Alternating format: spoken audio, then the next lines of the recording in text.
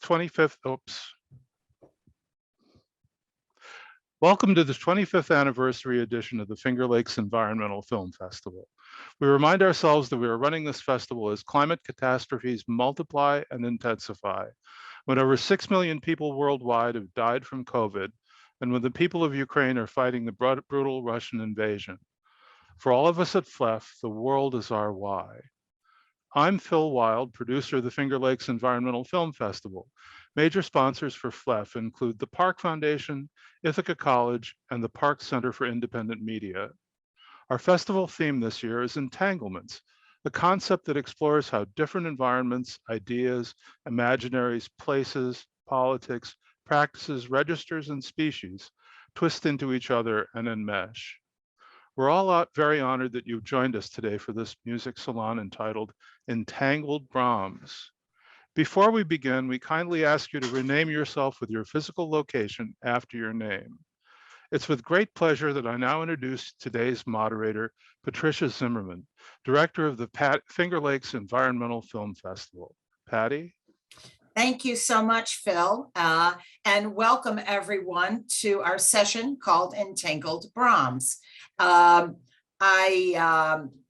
very pleased to be doing this session that's a look behind the screen of and behind the music of Brahms, especially his chamber music.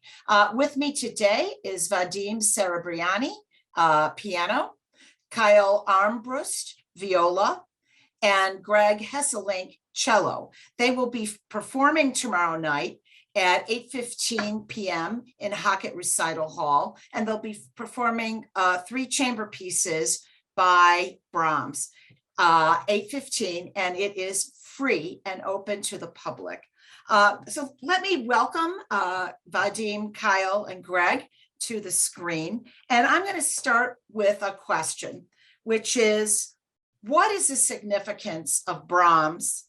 Why Brahms and why now? And I'm going to ask you to do 2 things. Answer the question and play a little Brahms for us, because I think we want to get our ears trained for the concert tomorrow night. So Vadim. All right. Hi. Should I play first? Your choice. Okay. Why don't I play my favorite moment from one of the sonatas we're going to play tomorrow. This is from the slow movement of the F minor viola sonata, and it goes like this.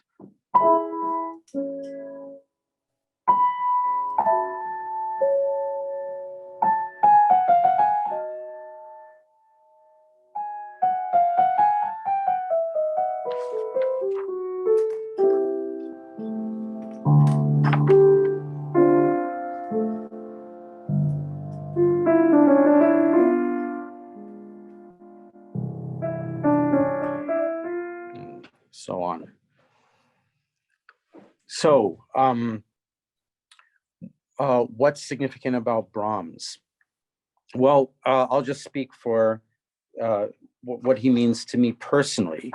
I remember Leonard Bernstein once said that about Mahler, that he just gets Mahler, that Mahler, there's something about Mahler that just speaks to Bernstein on a very kind of fundamental level. And I've always felt that way with myself about Brahms. There's this kind of nostalgia and melancholy and sadness that I absolutely have always related to, even when I was young, and continue to this day. So that's why Brahms matters to me. Thank you. Kyle, music or words? And why does Brahms matter to you? Thank you, Patty, and thank you, Flef, and thank you, everybody, for joining us. And we're really excited to put on this concert tomorrow night at 8:15. I'll play as well. It's also one of my very favorite moments, what Vadim just played. He played from the second movement of the F minor sonata, the opening, or his tune, which is the same one that I do. And I always find in this passage, I see Brahms with the big full beard later in life, with his hands behind his back, taking a walk and being a little bit like in a dreamlike state or being thoughtful. And I too really, really resonate. I hate to say with Brahms, I really hate to say if I have a favorite composer, but if I were really pressed, I would say Brahms. Other favorite dead composer. I have other favorite living composers. But also just this earthiness. I certainly wasn't the first person to describe it as autumnal. That's often a word that's used with Brahms, but this melancholy, this earthiness, it just really resonates with me. And so this is, for me, what Vadim just played and what I'll play the viola part from the same movement, because it's also some of my favorite music. It's more of him a little bit lighter in his step, maybe, or a little bit more. For me personally, it's different for everybody. You know, that's the beauty of music. This is him dreaming or something, or taking a walk and being thoughtful, I guess, for me.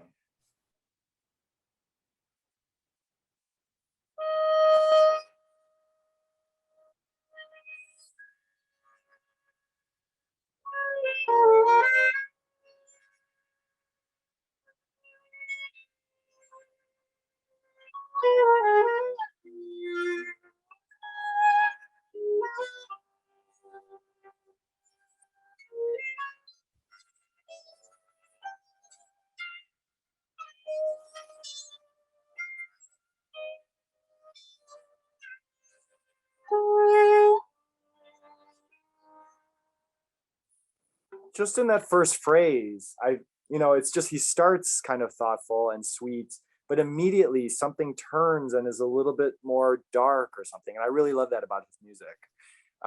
Why Brahms? He's just always good. I really love a lot of contemporary music, but it's just some of these masterworks have stuck around for a good reason. And so we like playing all different types of music, but this is just masterpieces, and he wrote a bunch of them, and we're really excited to share them with you tomorrow night. Great. Thanks so much, Kyle. We had a little difficulty hearing the sound. So when we come back to you, you might want to check your mic. Greg, why Brahms? Why now? What's your connection to Brahms? You need to unmute. Greg, unmute. Yeah. I thought somebody else was taking charge of that. Sorry. Yeah, why Brahms? So, I mean, I will, I can reflect what has been said already of these qualities in Brahms. Something I think noteworthy about this concert and about the pieces on this concert, this is late Brahms. This is very late Brahms. Vadim was telling the story the other day that Brahms had basically decided to retire. And what was the story? He was off on vacation, like one of his favorite spots outside of Vienna or something. And he met a clarinetist. And he was so inspired by this guy. It's similar to what happened in Mozart later in his life. He wrote some of his great music after meeting a clarinetist towards the end of his life. And so there's a uniqueness about this late Brahms. There's something that's distinctly different from his earlier music. And there's a profound maturity, I think, behind these works. And so I think much like people who have lived a full life, things are complex, right? Things are not black and white. It's not happy, sad, but there's a lot of different qualities mixed in together. And so that you don't think that everything on this concert is going to be internal and reflective and kind of a down. It's not going to be a downer, I promise. There will be moments where, maybe it'll bring a tear to your eye, but maybe not. So the trio which I'm playing, which was written for clarinet or viola, starts out with cello alone. And it sort of fits into the description that was given. This kind of, he introduces the key of the piece and kind of, in a sense, the the place from which the rest of it, you know, is derived. But it starts the opening theme.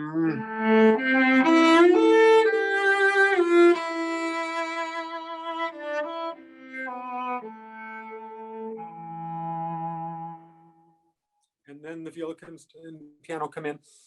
But in stark contrast, Brahms has this heroic side. And I have to say, when I was young and first was discovering Brahms, the first works of his that I got to know were his piano trios. In his first piano trio, which was revised later in his life, so it's a mix of mature Brahms with sort of youthful enthusiasm. Also starts, there's a piano debate whether it's a piano melody or introduction at the beginning. But then the cello, it's in D major, and the cello comes in, the bright.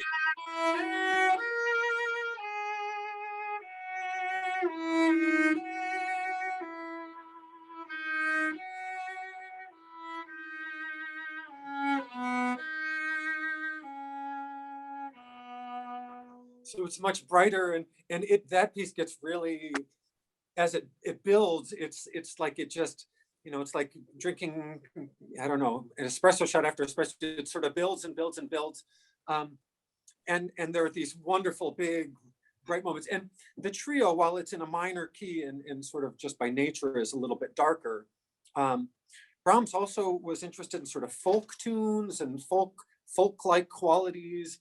Got Hungarian music and Hungarian style. The last movement of the trio that we're playing starts with much more of a romp.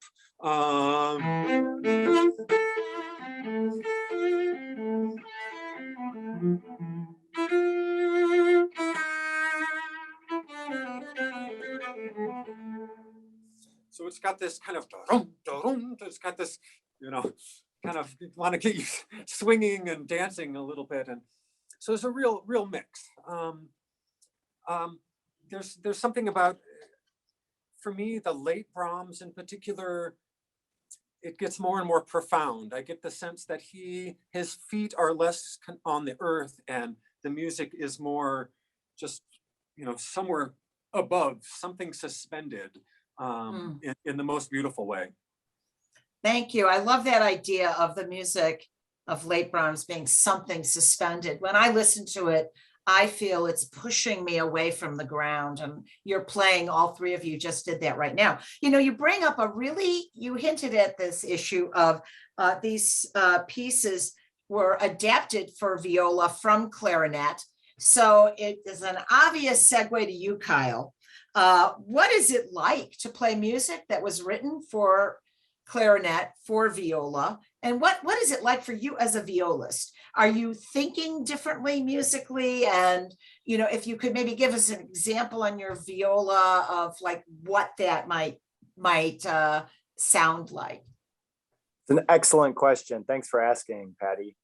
You know, the clarinet and the viola are very different animals, and these pieces were conceived by Brahms originally for clarinet. The two sonatas are for originally clarinet and piano, and the trio is for clarinet, cello, and piano. But he actually made the arrangements himself. So our range is very similar. The range of notes that are possible on the clarinet, as well as the range of notes on the viola. But what's really interesting is that the additions that Brahms made for the viola often put us in a lower register to highlight the darker, more rich sounds of the viola. So for example, the first movement of the F minor, which is at the top of the part, says allegro appassionato. So allegro means lively in Italian, and appassionato obviously passionate, right? But the opening of it, I hope you can hear me. I'm sorry, I'm on an iPad and I don't know if the sound quality is coming through, but like it's a very passionate, tempestuous opening. On the clarinet, it's in this octave.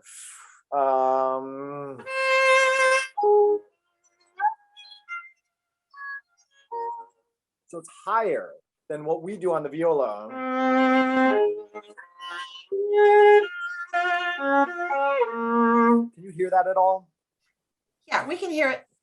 Great. So they're the same notes, but the clarinet plays an octave higher. So they're the same notes, but it's just up one register. And so it actually changes the music quite a bit. Also, just by nature of me playing with a bow and scraping it against strings versus, you know, the air blown in through the clarinet just inherently makes it a different quality. Also, clarinetists don't vibrate. Violists have the ability to like alter the pitch a little bit. So the idea behind the vibrato is to emulate kind of the vocal cords vibrating as well. And the clarinet ends up being very expressive in different ways than the viola. And so these are the same pieces with the same notes, but they can almost, there's many similarities as well as like really a lot of differences too. Just briefly, I'll try to keep this quick, but I'm really excited to share all of this music with you, but I wanted to let you know that the E-flat sonata, I had a graduate student a number of years ago that did a whole dissertation on the differences between the clarinet version and the viola version. And this wonderful student, Michelle Meddy, who's now teaching in College Park, Maryland, I think, is where she's currently at, made her own edition of the viola part for the E-flat sonata that is in the same register as the clarinet. So tomorrow night, I'll be playing quite high on my instrument, which is in the same exact register as the clarinet. I've chosen to do the F minor sonata the way that Brahms did it, but see, a number of violists get to choose which register they want to play in the clarinet or in the viola register. And so I found that the E-flat sonata, which the first movement is entitled Allegro Amabile, so with love.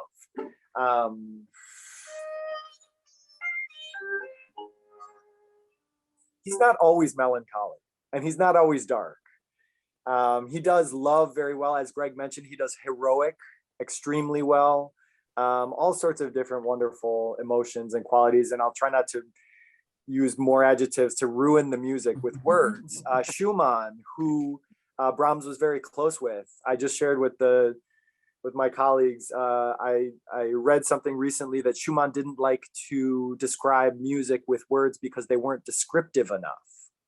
Each one of us will have a different connection to this music and a different story that we're playing, or a different color, or a different painting, or something that will be elicited by our playing.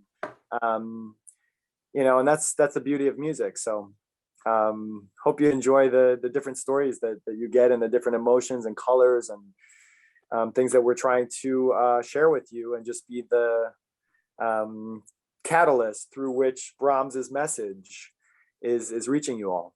May I butt in real quick? Yes, go for it, Greg.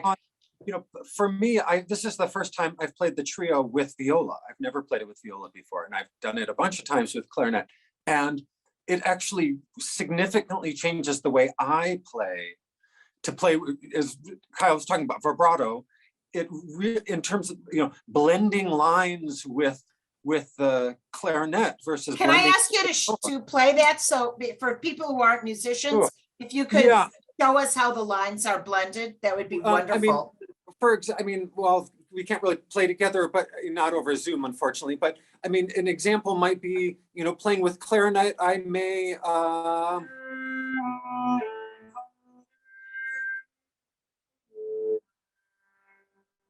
use my vibrato more sparingly, especially if there are passages which are in unison together. And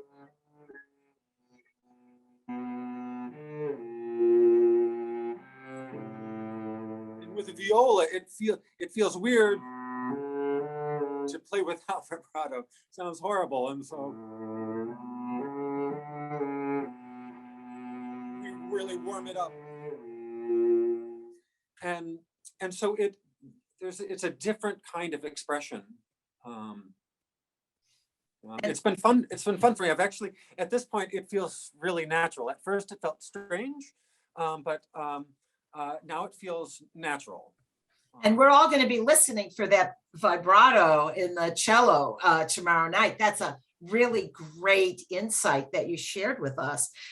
We've been kind of moving to our theme of entanglements, and we have the entanglement between clarinet and viola, and the entanglements between all these different emotions and ideas: nostalgia, earthiness, darkness, dreamlike, transcendent, happy, vibrant. I want to turn now to thinking about where Brahms' music sits in music history.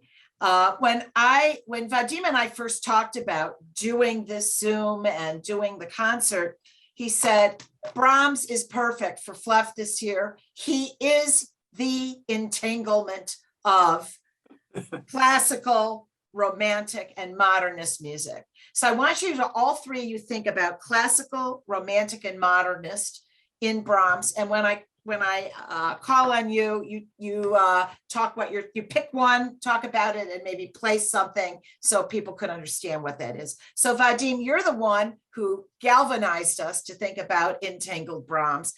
Could you explain a little bit about this, the classical and the romantic and the modernist being in this sort of combustion engine, which is Brahms' musicality? Sure.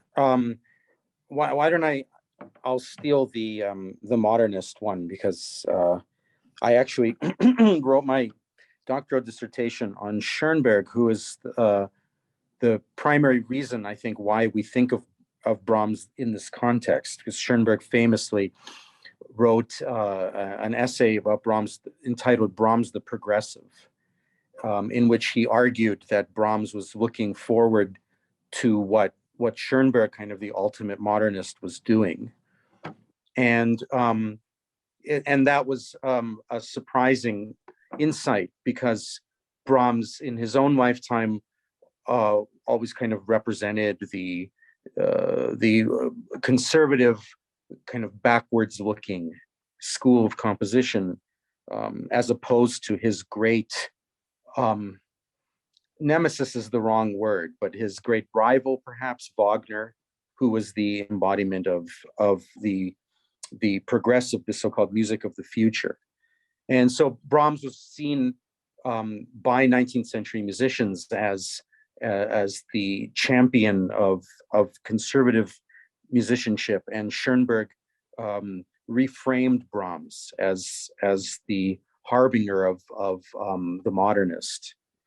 And that's always been fascinating to me. What was interesting to Schoenberg about Brahms, the reason why he saw him in this way, has to do with the way that Brahms composes with intervals, with small musical units that kind of spin themselves out in constantly evolving ways, which is exactly what Schoenberg thought he was doing. And so that's why it was so important to Schoenberg to show this connection between musical modernism and Brahms. So, for example, a famous work from this same period, a piano piece of Brahms, just brings chains of what we call thirds. So a third is just an interval. An interval is a distance between two notes. So this is a third. And Brahms just chains a bunch of these thirds together, and you get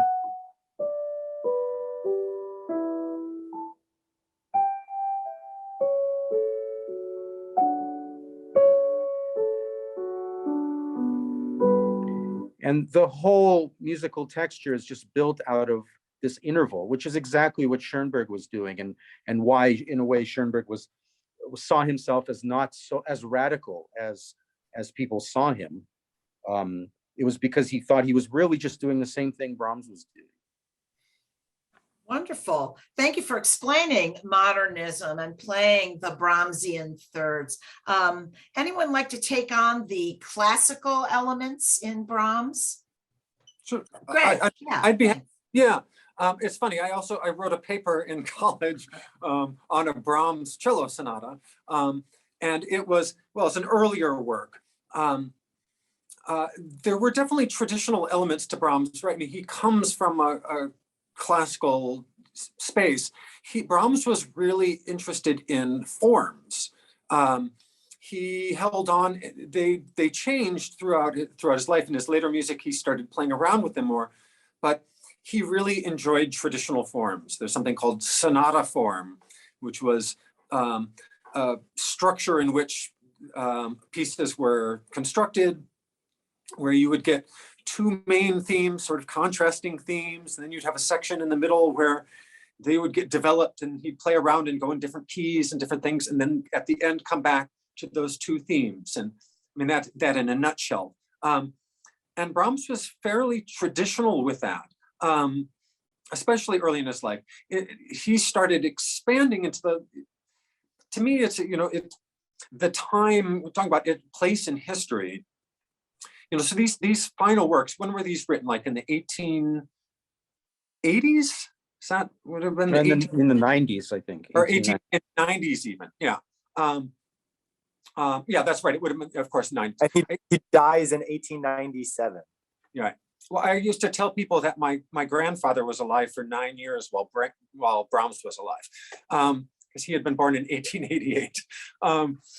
So, it's an interesting time, the beginning of the 20th century, I think, in many different fields, the art world, writing, music. There was a real explosion in the early 20th century, where I feel like the human brain just starts expanding exponentially. And I feel like Brahms is, when I was talking about him kind of lifting off the ground and being, not in a sense not being ungrounded, but sort of consciously being levitating. That's what it's some of those qualities where I feel like that's where he's really looking forward to the future. Where his music is sort of viewing the future, but still some of the formal aspects of his writing, and it's not something I can demonstrate, Right. but the formal aspects of his writing, I think, are rooted in older styles. Mm-hmm. And I just like to, just real quick to add, I like adding on to people's things, but this idea of the descending third, something you can listen for in the slow movement of the trio. There's some other notes tucked in there, but the descending thirds. So the opening of the theme.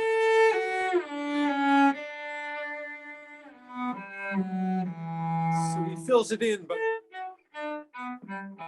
there are those are all descending thirds.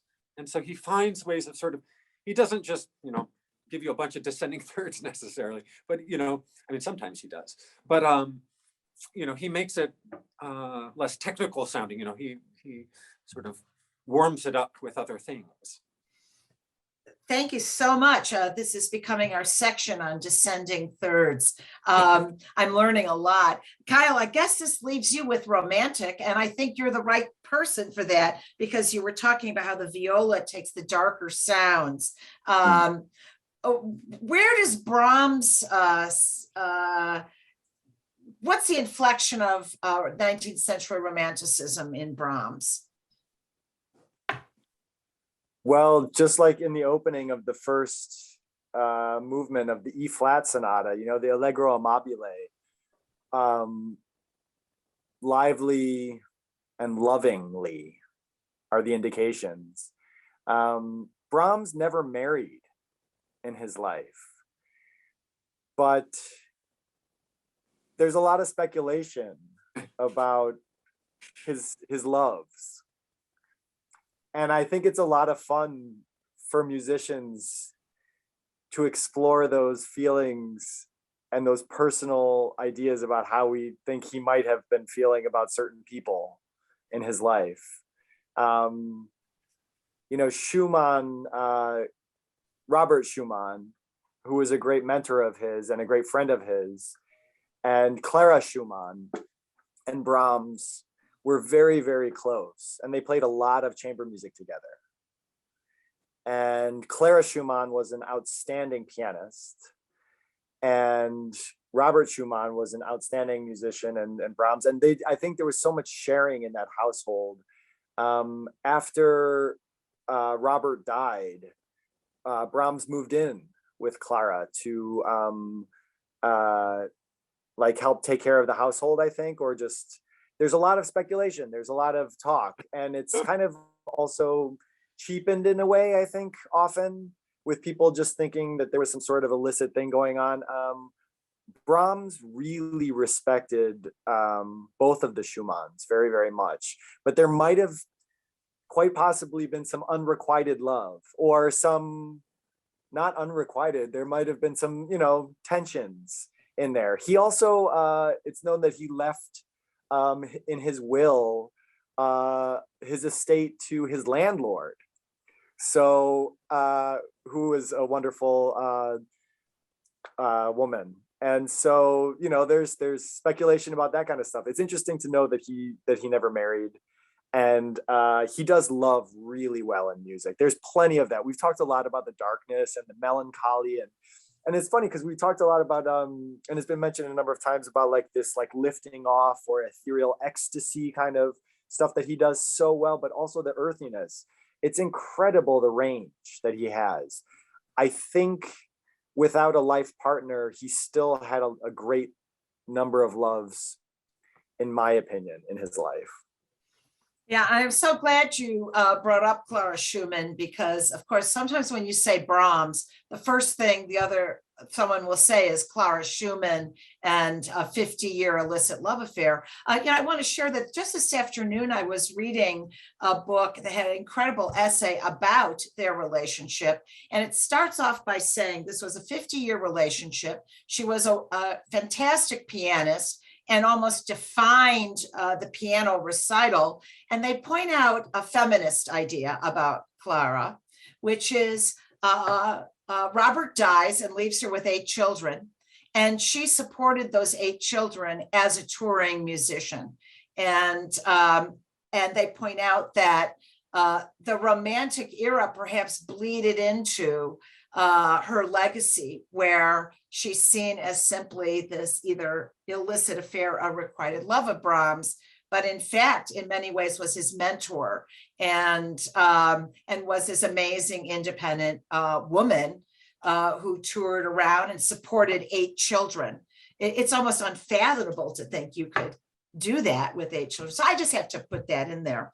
You know, this leads me to a question, which is chamber music. I always love chamber music concerts because I feel I can hear all the different instruments much more clearly.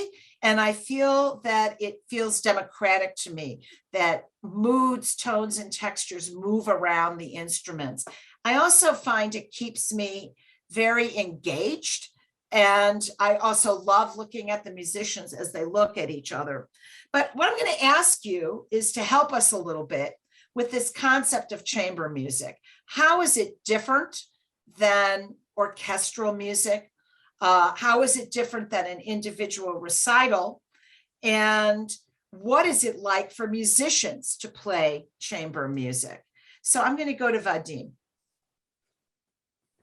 The main difference, the most important one, is when you play chamber music, you get paid less. And oh, I kid, of course. But for me, the joy of chamber music is the spontaneity of it.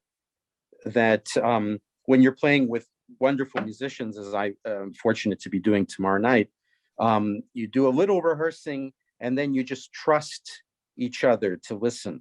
And things happen that didn't necessarily happen in rehearsal, but everybody's listening and everybody's reacting. And it's the closest we ever get to be to jazz. I mean, I'm incredibly envious of jazz musicians and other musicians who are able to improvise. It's not something I know how to do at all. But when I play chamber music, that's the closest I ever get because of the spontaneity of it. Greg. Yeah, just to add on to that idea of it's, you know, you're in a state of constantly reacting, you know, in real time to what's going on around you. You can make all the plans in the world about how you want to do something, but if you're on stage and the other people around you aren't doing that, then you can't just do it. Nor would you want to. And I would agree. There's a satisfaction about playing solo Bach or something, for example, on the cello. There's something very satisfying about that.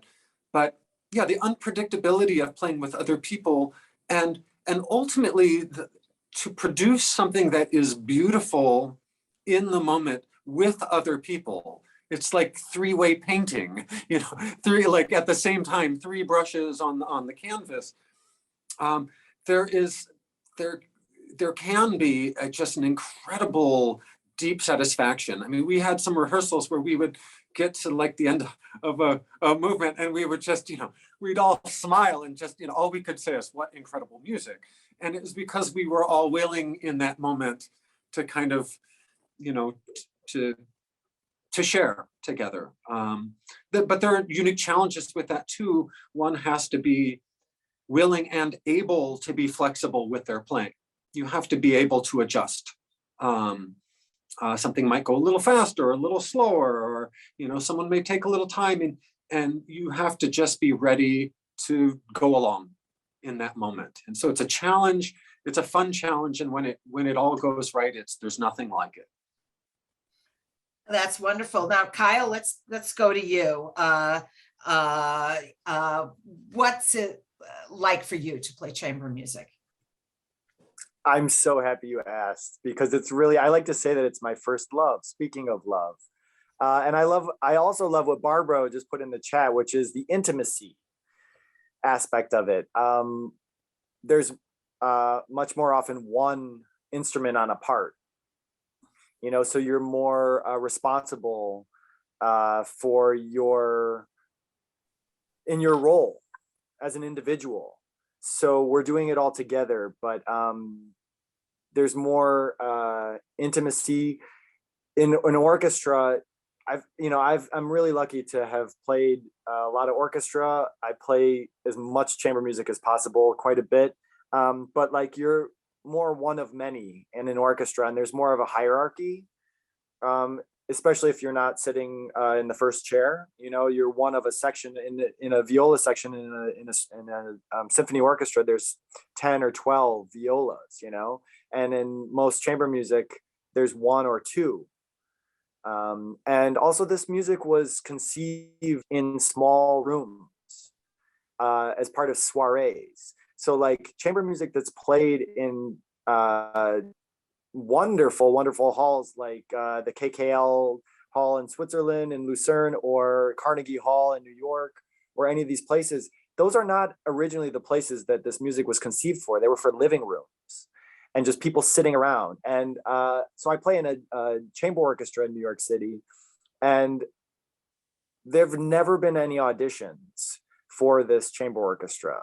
It just grew out of chamber music reading parties late at night when other people were going to the bars. Certainly we had drinks and big dinners and hung out together, but we would just like rotate in. I want to play second movement of Ravel. I want to play third movement of Mendelssohn, whatever. And just a bunch of people hanging out in a living room, eating and drinking together and making music and playing chamber music all night. And I can't tell you what a great joy that is. It's undescribable.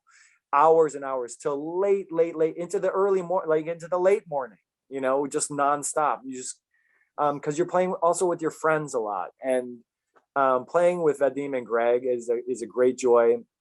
It's intimate. A lot of composers wrote their best music for chamber music ensembles. Yeah, that's my answer. I love chamber music. It's really one of life's great joys. And Patty, as you said, you can hear things coming in and out of relief more. I think in certain ways, it's a great joy. Oh, that was a beautiful statement you made. And, it's a good segue into the last question I'm going to ask. And before I ask the question, I want to alert our participants that after our wonderful musicians answer this last question of mine, we will be opening it up to our participants if you would like to join us in this conversation. So what I wanted to ask you all is, what should we listen for in the Brahms tomorrow night. And I'm going to ask each of you to kind of be our Lonely Planet tour guide. Pick one idea, one musical concept, one feeling, one texture or color that you would like us to listen for. And if you could maybe play an example of it, a few bars to help those of us who are not Brahmsians like all of you. I'm going to go to Vadim first. All right. I'm sorry, guys. I hope I don't steal your answer.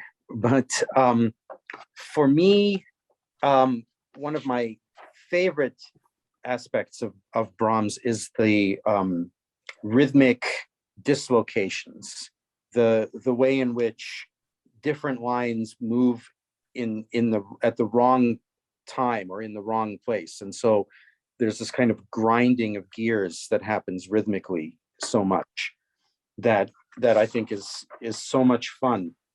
I'm trying to think of an example that I can play that it's tricky. It'd be nice if Kyle were here, but I mean, in the room here. But like, for example, we get this, he'll set up a rhythm like this. So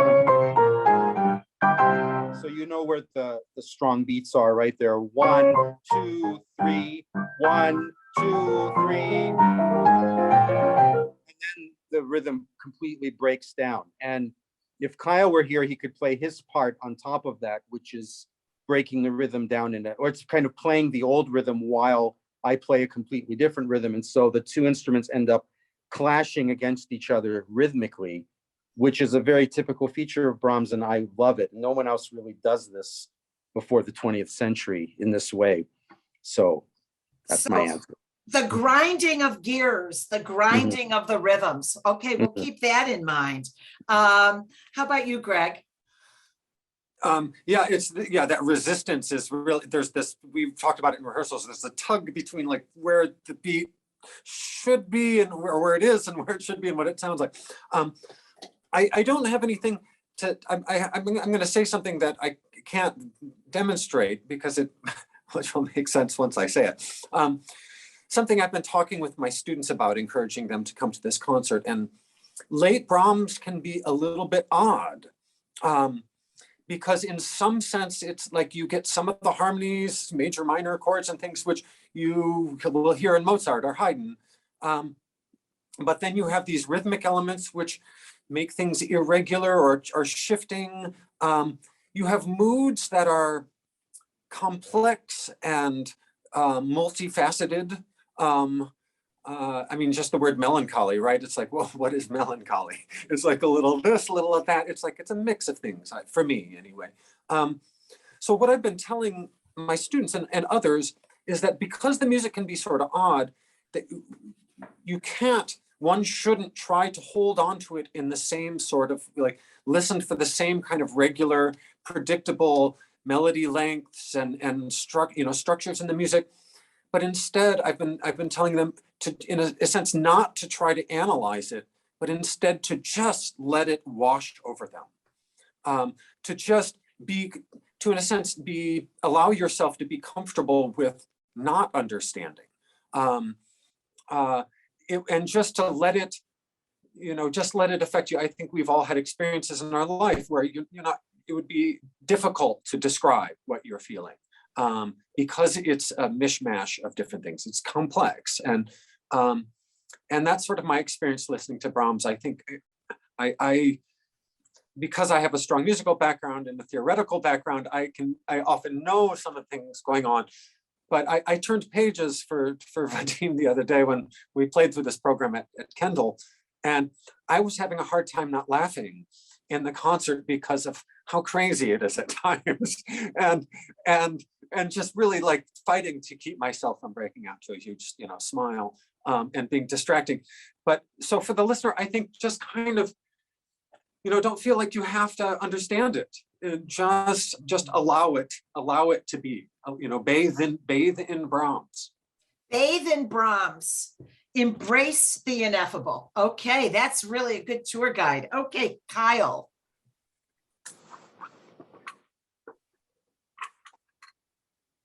I just want you all to enjoy it. And I was just also going to say, let it wash over you. And it's different. It's going to make people right next to you, the person sitting right next to you, feel differently. Often some similar emotion, something like that. But Greg, you really took the words out of my mouth. Just let it wash over you. Really enjoy it. But because Greg said that, I would say maybe if you feel like it, because do whatever you want. Seriously, in the concert, just enjoy, or like it's what you hear in the music. That's the beauty of music. It's different for everybody. But because Greg said that wash over, let it just wash over you, I would say maybe if you feel like it, maybe notice the interplay. What Patty was talking about is like that, the communication between the different parts, because they're so intertwined, interleaved. Sometimes Vadim really has the melody and Greg and I are really secondary or tertiary. And sometimes there's two of us that are kind of doing a duet and somebody's playing a different role. And sometimes all three of us are separated, and sometimes the whole is really, the composite is something to listen for. So I guess like how the communication between the three lines changes. And I also love going to chamber music concerts and watching the interaction and people leaning into each other. And I find these two lovely gentlemen very expressive and very communicative. So it's about the communication. And that's, I think, what we're really trying to do with y'all is communicate to you. I like to tell my students, we need to grab the audience and shake their soul. We're trying to communicate with you, and we're trying to send Brahms's message to you. And it might be really clear at times, as Greg mentioned, and it might not be. And just, it's what you want it to be, but maybe you check out how we're communicating with each other. Thank you so much. And I think you had a key point there. Let Brahms shake your soul. What a great way to now open it up to our audience with this really wonderful guiding you're giving us into the three pieces tomorrow night. And let's bring Phil Wild into the conversation. Well, hi, it was wonderful to see you guys, and I can't wait till tomorrow night. We will be there. But I have an observation and a question. My observation is that I think Brahms was just a really, really nice guy. I think that both the relationship with Clara and with later on, he had to make up with Joseph Joachim, his famous violinist friend, because he had testified against Joachim in favor of his wife in a divorce proceeding. So it's like, I think he was really sympathetic to women and to the people he was around, and I think Clara stuck around because he was really cool. But the other thing is that at the end of his life, there's a famous recording that Edison made of Brahms playing Strauss on a recording, and I'm wondering why Johann Strauss Jr. might have been such a big part of the end of his life, about the time when he was writing what you're about to perform.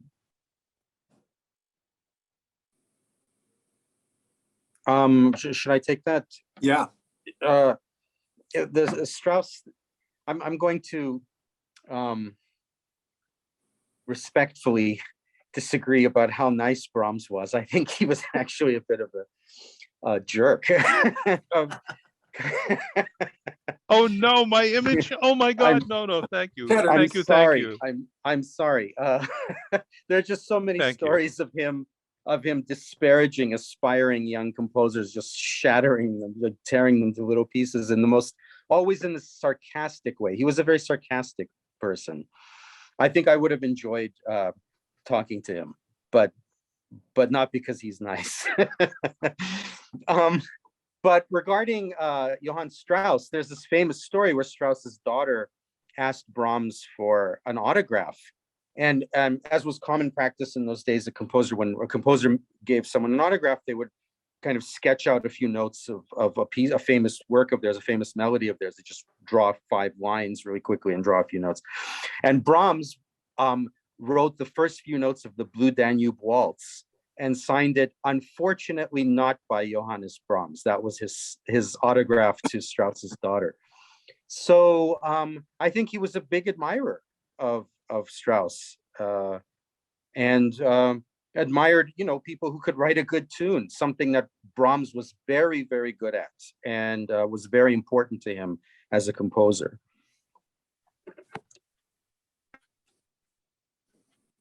Thanks so much, Phil. We'll get Stuart Ayash in here now. Thank you. Thank you so much, all of you. I have actually a very specific question, maybe even a selfish question, because I don't know if anybody else really cares about this, but I've always wanted to know this, and you are the perfect person to ask. Are you familiar with the works of William Styron at all? Who? William Styron. He's a novelist who wrote a book called Sophie's Choice, which was Meryl Streep's first movie. Just heart-wrenching. Anyway, one of the books that he wrote was a nonfiction book about his own depression and thoughts of suicide called Darkness Visible. And it's only about an 80-page book, originally appeared in the New York Times as an article. And it was so well loved, and it was so real for people who never really wanted to talk about depression in the 1970s when he wrote it, that he turned it into a short book of 80 or 90 pages. Anyway, the reason I'm asking you about this is when he came to the moment of deciding to commit suicide or not, the key moment of the book and of his life was when he heard Brahms' Alto Rhapsody. And there was something in the contralto that he was listening to that changed his trajectory of his life. And apparently, he then talks about Goethe in his book, that apparently Goethe wrote a poem that was based on this Alto Rhapsody. So can you please tell me, if you have any idea, what about that piece of music would have moved someone in this way? And how it might move you when you listen to it, if you know that particular music? I'm not sure what the piece is. What is the piece? Sorry. The Alto Rhapsody. It's an orchestral work with a singer. With soloist. singer. Oh, Yeah, singer. Right. Well, I mean, I've always found that piece to be really elegiac. There's something very kind of, it feels to me like the voice of someone who's kind of accepted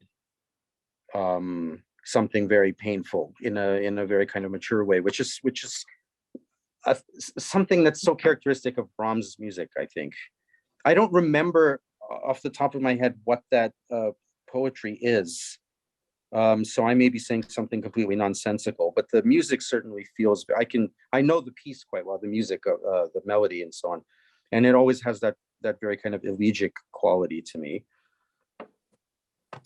If I may, Stuart, this is not about the Alto Rhapsody, but I do know that, so Brahms wrote 3 piano quartets.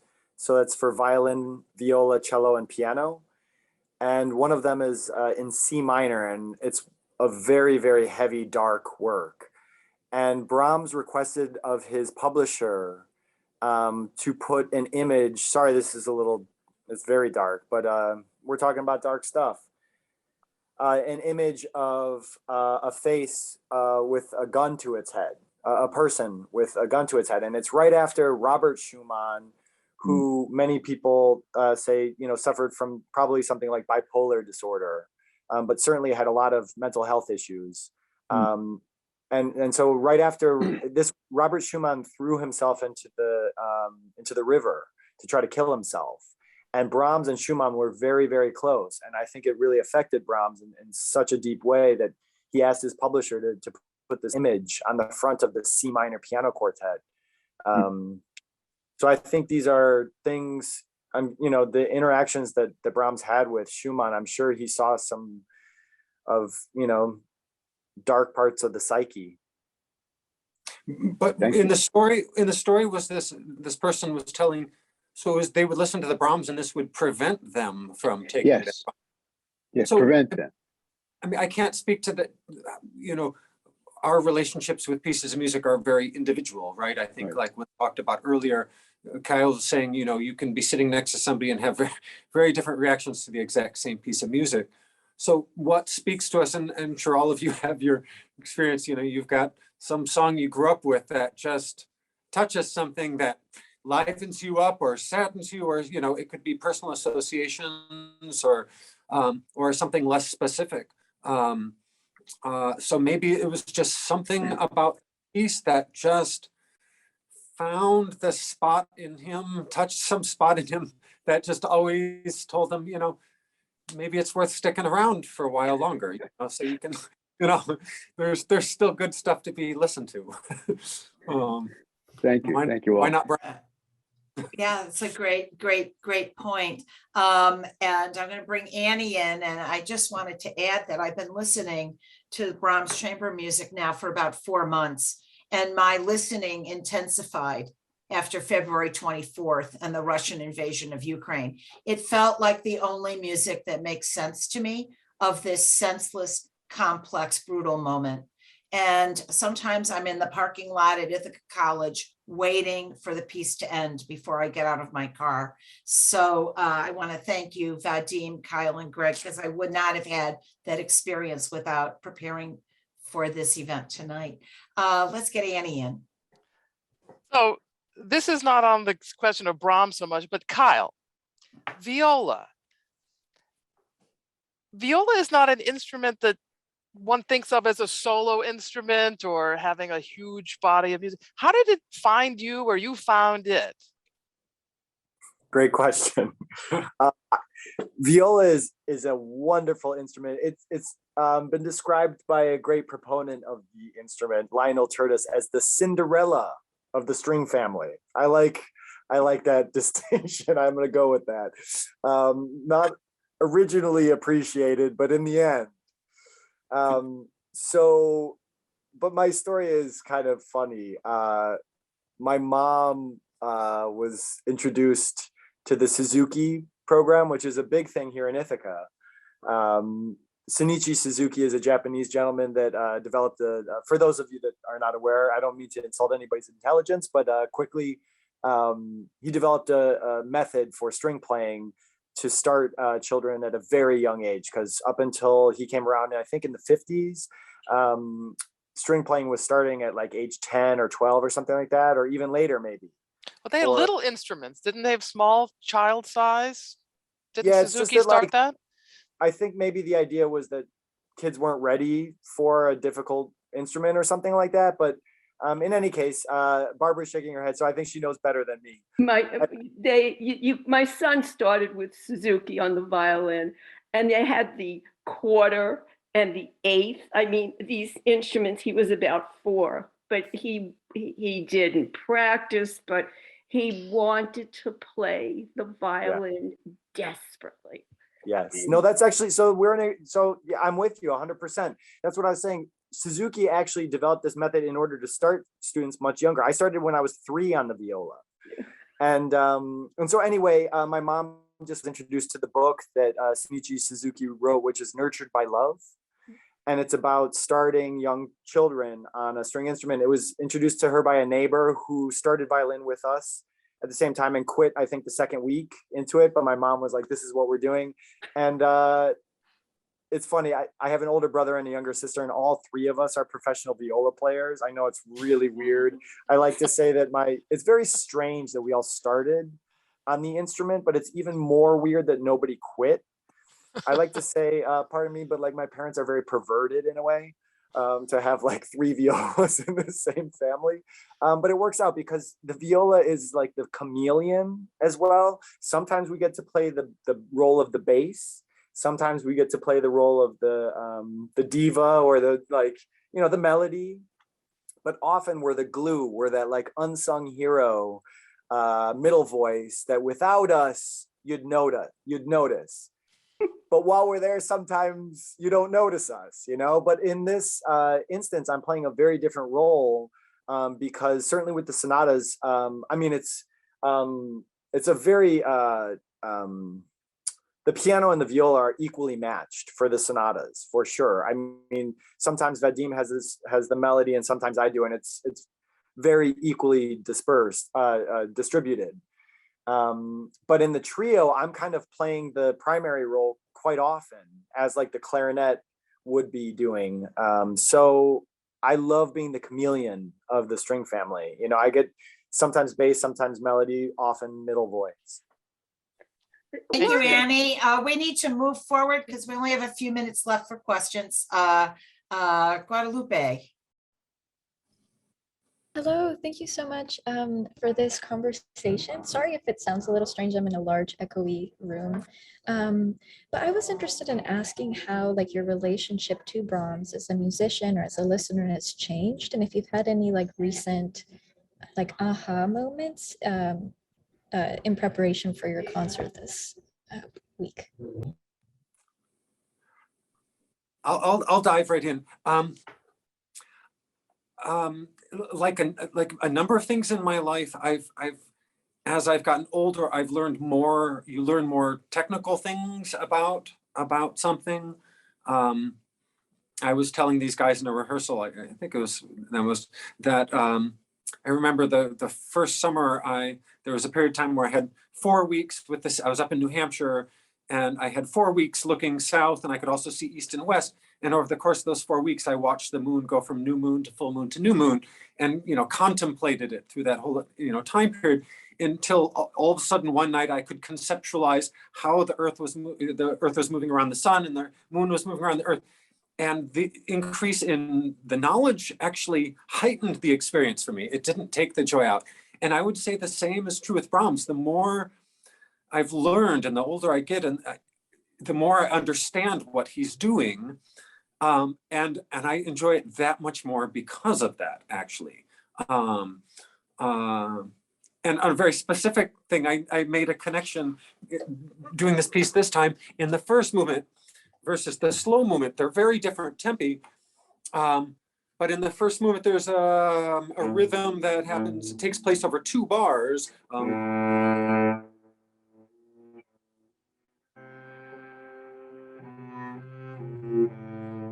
And in the slow movement, it's the exact same rhythm that's used for the melody in the slow movement.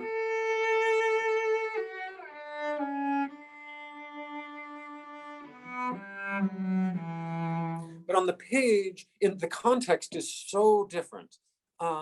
And it was just sort of like a little, micro epiphany in the middle of one of our rehearsals.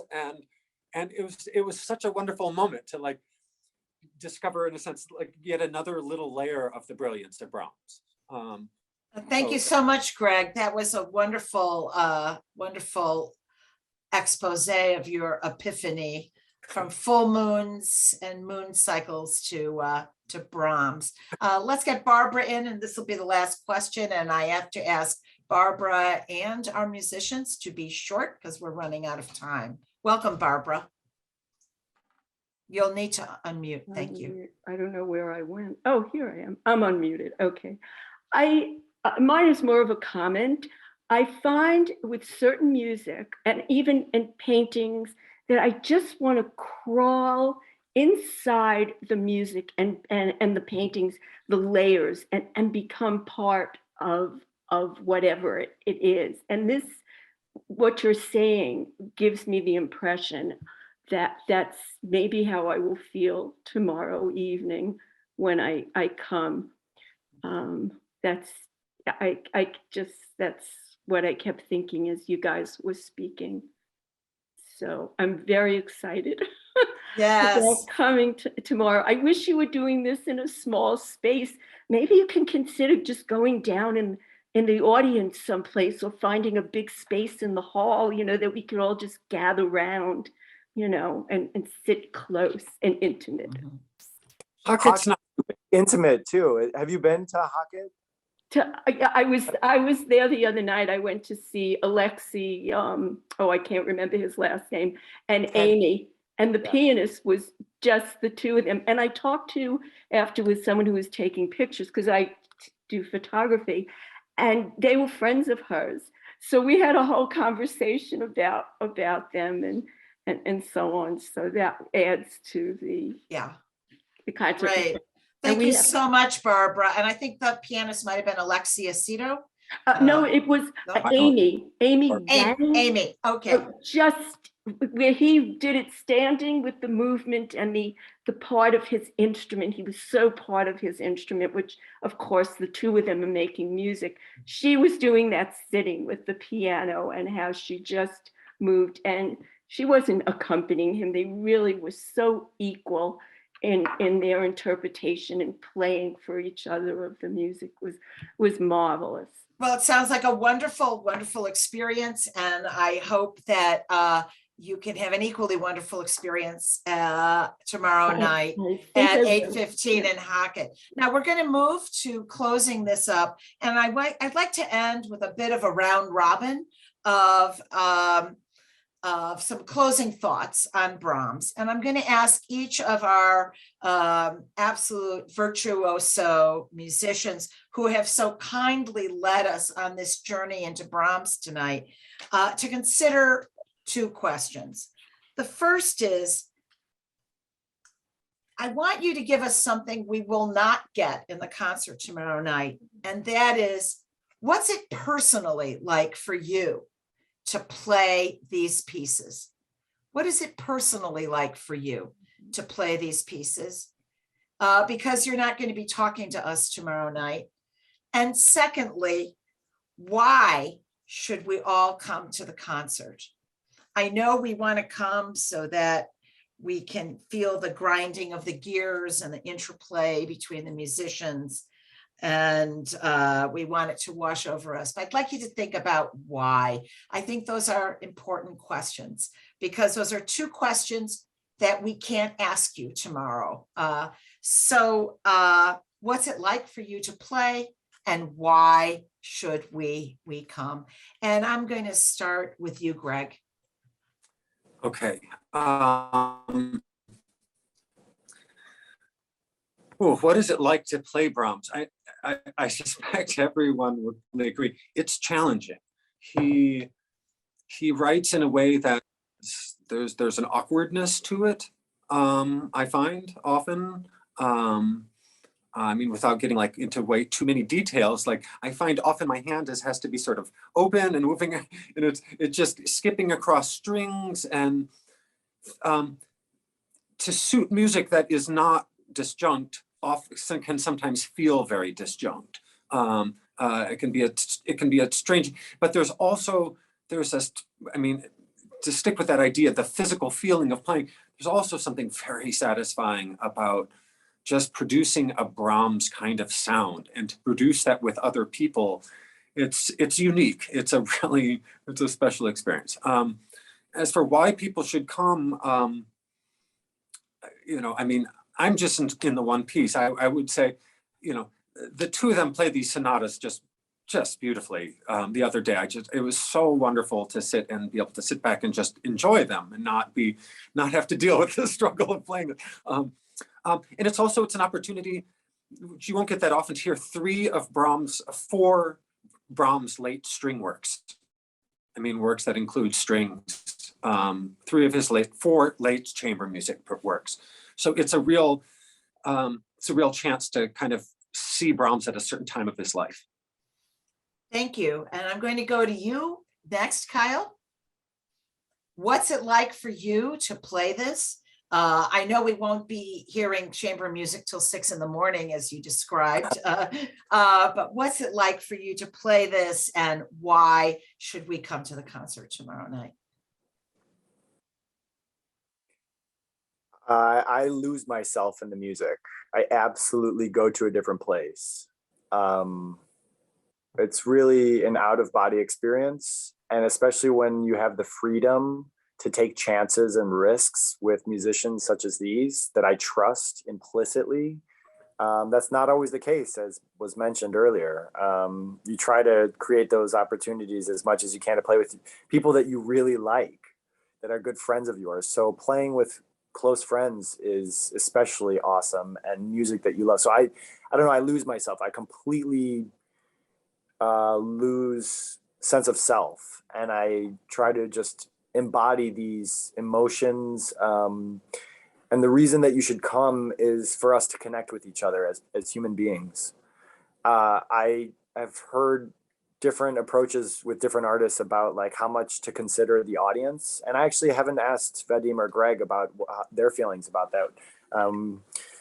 But for me, I'm spending a lot of time these days in concerts, more of my brain power, more when I'm not totally in a different place. I don't know. I'm really trying to connect with my listeners.